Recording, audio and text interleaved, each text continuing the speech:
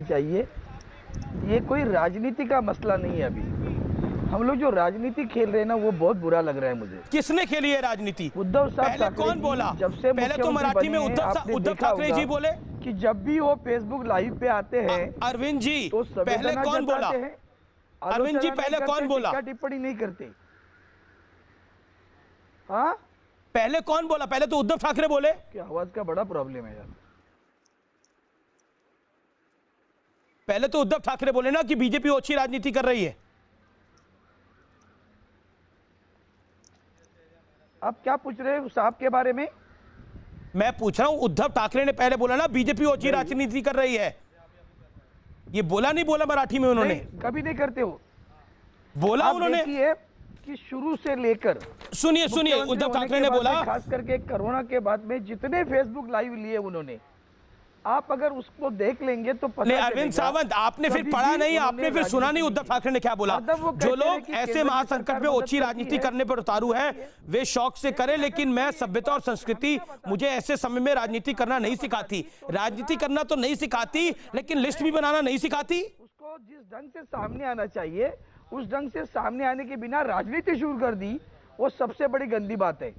ना इतने सीरियस थे उद्धव ठाकरे कि उन्होंने रेल मंत्री से बात क्यों नहीं करी? 500 गाड़ियां गई है, फोन उठाते बात कर लेते। वो 550 गाड़ियां कल तक महाराष्ट्र से गई है। मैं 550 गाड़ियों की बात ही नहीं इस समय कर रहा। मैं आपसे पूछ रहा हूं, जब से महाराष्ट्र के सीएम ने बोला कि हम 80 प्रवासी ट्रेन चलाना चाहते हैं और पीयूष गोयल ने बोला 125 चलाइए, लिस्ट भेजी कि नहीं भेजी, हाँ या ना? अरे भैया इनको पूछिए। देखो ये राजनीतिक स्टेटमेंट है।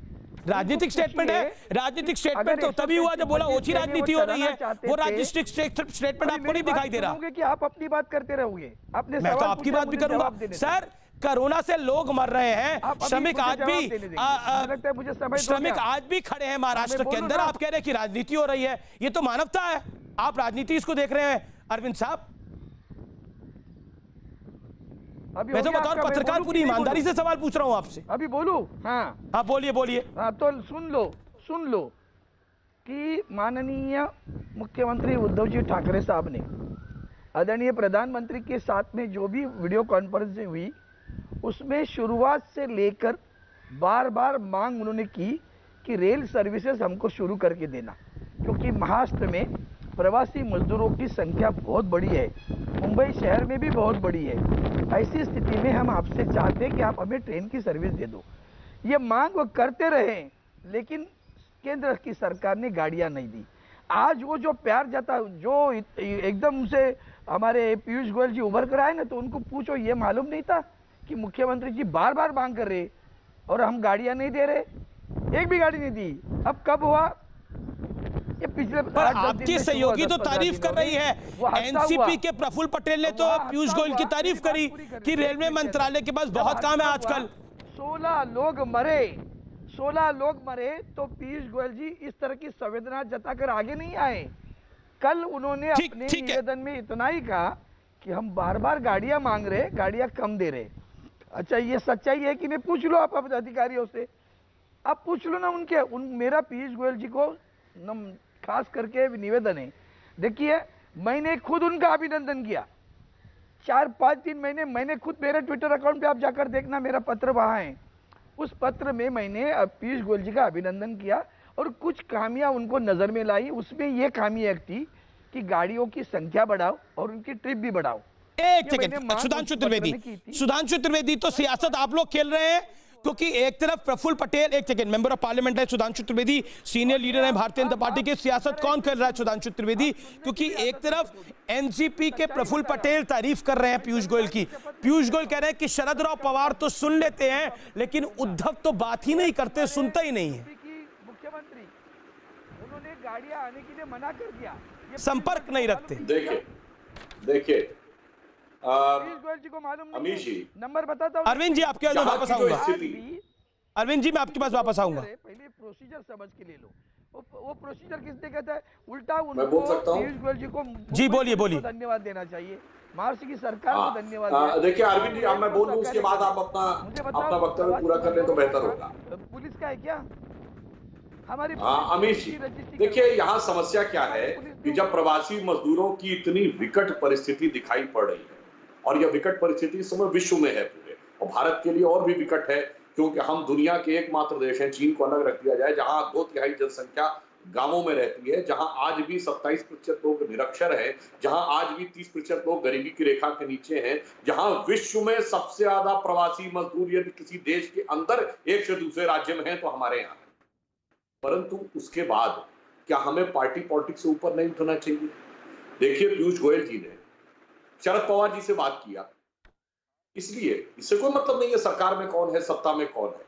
पीयूष गोयल जी स्वयं महाराष्ट्र के, उनका तो ये कहना था कि चूंकि मेरा गृह राज्य है तो मैं अपनी तरफ से ओवर एक्टिव रहता था, मैं ज्वाइंट सेक्रेटरी लेवल के अधिकारी से भी सीधे बात कर रहा हूं, जहां पे समस्या नजर आ रही है वहां उत्तर प्रदेश, बिहार, बंगाल के मुख्य सचिवों से भी बातचीत कर रहे थे।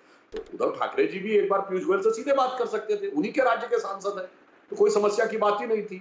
चलिए, इसके बाद सबका विचार अलग अलग, परंतु यह भी समझना चाहिए ना हमारी ना आपकी राजनीति में आपका विचार कुछ होगा, हमारा विचार कुछ होगा, चरण सिंह सापरा का विचार कुछ होगा, परंतु अभिजीत बनर्जी जी जो नोबेल पुरस्कार विजेता अर्थशास्त्री हैं, जिनसे राहुल गांधी जी ने 15 दिन पहले बाकायदा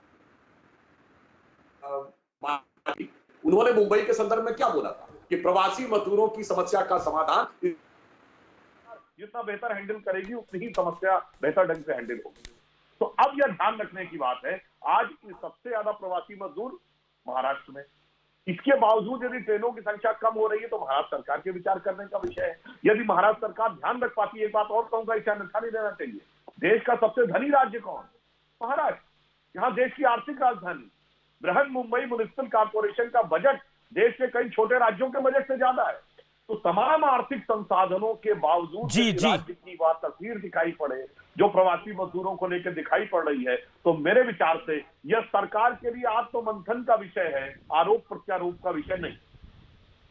जी, मैं अब रुक करता हूं। मेरे साथ सुदीन भदौरिया भी हैं, चरण सिंह सापरा भी है। चरण सिंह सापरा, कुछ दिनों पहले तक तो आप प्रियंका गांधी जो थी वो बस चला रही थी उत्तर प्रदेश के अंदर, महाराष्ट्र में तो लिस्ट नहीं आपकी सरकार भेज पा रही, सरकार के एक पार्टनर रेलवे मंत्रालय की तारीफ भी कर रहे हैं, क्या करिएगा? आप तो अपने ही बोझ पे दबे जा रहे हैं। यानी पहले दिखावा था, सियासत फुल है और काम गुल है। नहीं, देखिए अमीश जी, मैं इसको दूसरी तरह से कहना चाहूंगा। जिस तरह से आपने देखा कि 7 घंटे के अंदर पीयूष गोयल जी के 11 ट्वीट आए हैं, तो ये कोरोना काल में भी 12 गोयल जी की सियासी चाल है। सुनिए, जो भी, तो कोरोना काल में पीयूष गोयल जी की सियासी चाल है। मैं आपको स्टैंडर्ड ऑपरेटिंग प्रोसीजर बताता हूं। जब ये